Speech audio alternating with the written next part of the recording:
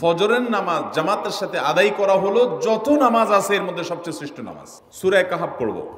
যারা কোরআন পড়তে পারেন না তারা শুনবেন, আর যারা পড়তে পারেন তারা নিজে পড়বেন। সূরা কাহাফ যদি জুমার দিন কেউ পড়ে, নবী করিম সাল্লাল্লাহু আলাইহি সাল্লাম বলেছেন এই সূরাটা তার জন্য নূর হবে, নূর, আলো আল্লাহর তরফ থেকে। কিয়ামতের ময়দানে ভয়াবহ গুটগুটে অন্ধকার হবে। কিয়ামতের একটা ভয়াবহ শাস্তি হলো অন্ধকারের শাস্তি। ভাইরা আমার, অন্ধকারের শাস্তি মানে এমন ভয়াবহ অন্ধকার হবে যে দুনিয়ার অন্ধকারের সাথে কোনো তুলনাযোগ্য নয়। সেই ভয়াবহ অন্ধকারে কিছু আমল আছে যে আমলগুলো মানুষের ওই অন্ধকারের মধ্যে আলোর কাজ দিবে। এর মধ্যে একটা হলো এই সূরা কাহাফ।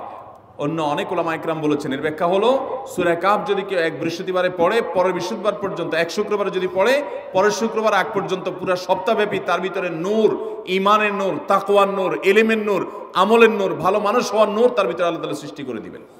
নম্বর আমল হলো দুনিয়াতে যত ফজিলতপূর্ণ আমল আছে এর মধ্যে সবচেয়ে বেশি ফজিলতপূর্ণ আমল এটা। খুব সহজ আমলটা, খুব সহজ। প্রত্যেক শুক্রবার আমরা এটা করতে পারি।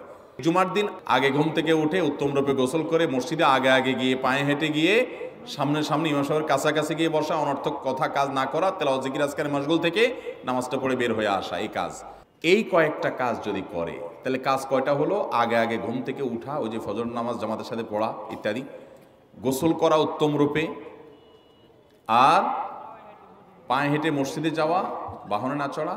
4 নম্বর হলো ইমামের কাছাকাছি গিয়ে বসা, কোনো অনর্থক কাজ না করা।